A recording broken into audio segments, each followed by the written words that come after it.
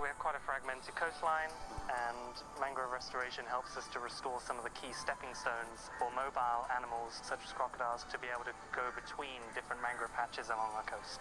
It's really great to be part of the community of people that are working to protect mangroves and also the wildlife. What I find most interesting was the different mangrove restoration techniques and how much passion it takes to figure out different strategies to help them grow. Dan's work's very important in ensuring that the crocodiles have a healthy habitat to live in. Without the habitat, they wouldn't be around. I've always believed that humans and animals can coexist. It's just we need to learn how and really accept them as a part of this world. I don't know if I'll ever see the Punggol white crocodile, but maybe there's a bigger story that I can tell. The story of crocodiles in Singapore and how they have defied the odds to find a happy home here, like this one. I've seen crocodiles before, but never one this small. You can see how young it is even in its behavior. People are walking by, it's just lying there, doesn't really care because maybe it doesn't even know much better. All this while we've been looking at dead crocodiles from the past, stuffed crocodiles. For me, these encounters are really, really encouraging. When I see such a young, cool predator living very comfortably in the natural environment, it's great because it means that everything else here is healthy. We're doing a good job of protecting them, and hopefully I have many more of these encounters in the years to come.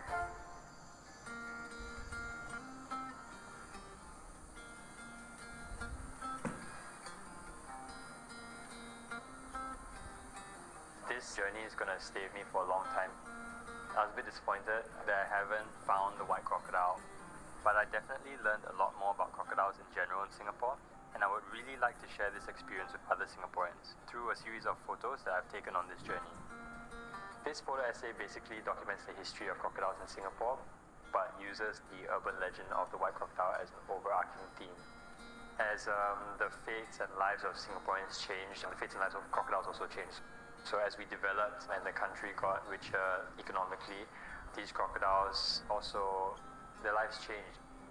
What I hope to do is to help people realize that these animals are as much a part of Singapore as we are, and that we need to respect as well as appreciate their presence here.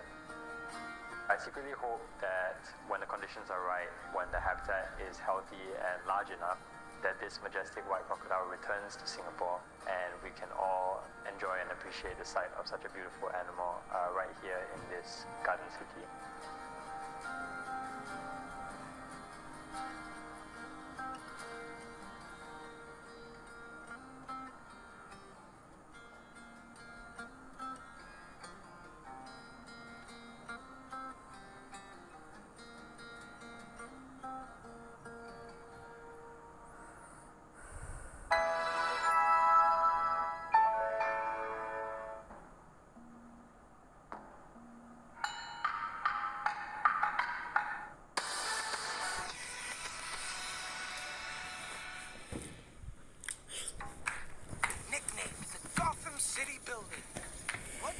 Larger-than-life structure have to do with one of Singapore's oldest urban quarters?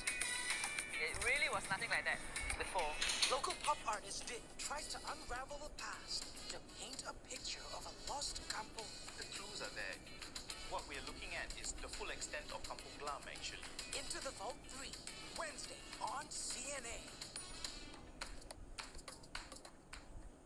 From the top stories in Asia, a quicker, portable way of testing for COVID-19 in just 5 minutes. To breaking news in the US and Europe. US President-elect Joe Biden is set to formally introduce his top economic team. With an eye on markets opening across the world. Wall Street's major indices all closed the month with double-digit percentage gains. It's the one bulletin that offers you a global perspective. World Tonight, daily, on CNA. Concerns about air pollution in the UK date back to more than a century, but it remains a threat today.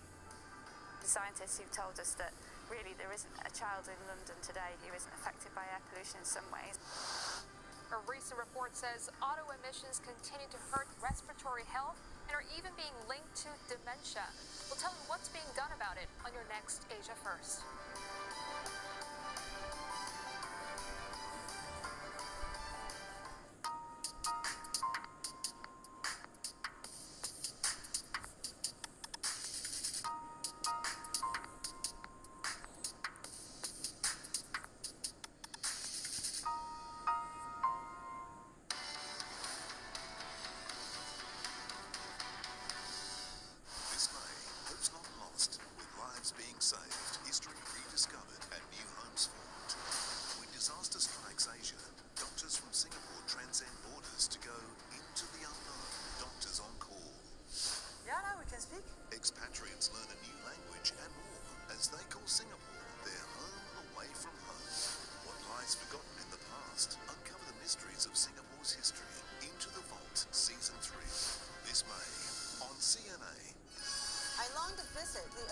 side of the Korean border.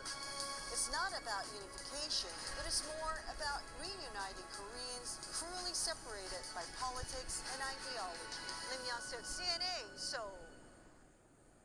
This is Singapore Tonight. Good evening, I'm Steve Lai. Tonight's top stories. Hospitals tighten restrictions on the number of visitors allowed in the wards due to a rise in community infections. Safe management measures at religious sites are tightened. Preschools and early intervention centres have also introduced new restrictions. Coming to terms with the new COVID-19 restrictions, restaurants begin to rejig reservations and some wedding plans are back in limbo. A call to Muslims in Singapore to support the tighter restrictions during Hari Raya celebrations. And certificate of entitlement prices end mostly lower despite smaller quota.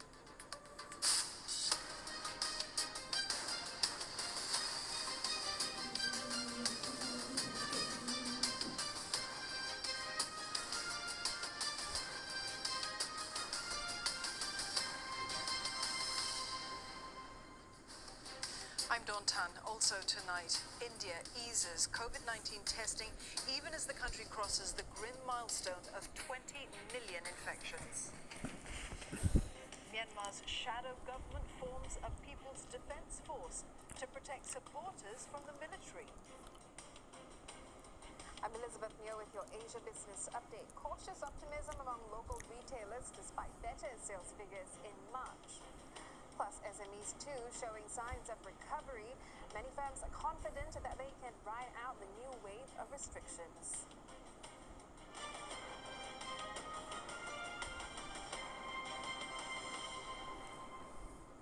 At least 5 hospitals in Singapore are tightening measures for a second time amid a spike in COVID-19 community cases.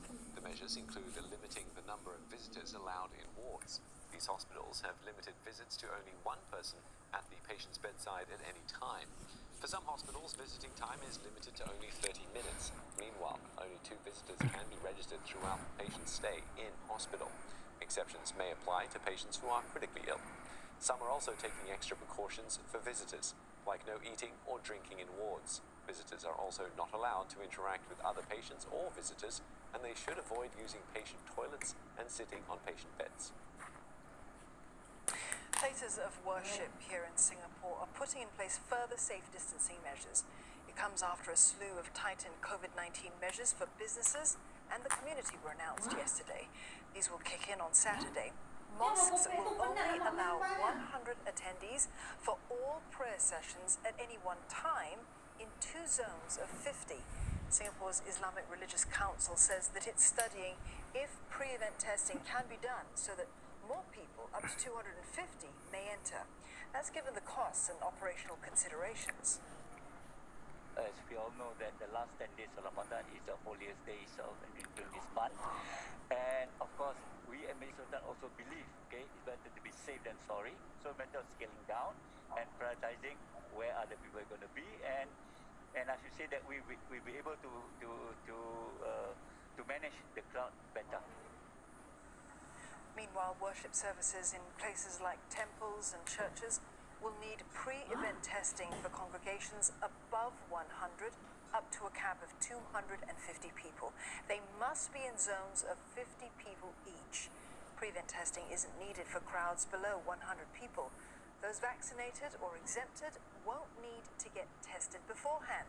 Services must be as short as possible and worshippers cannot share items or sing.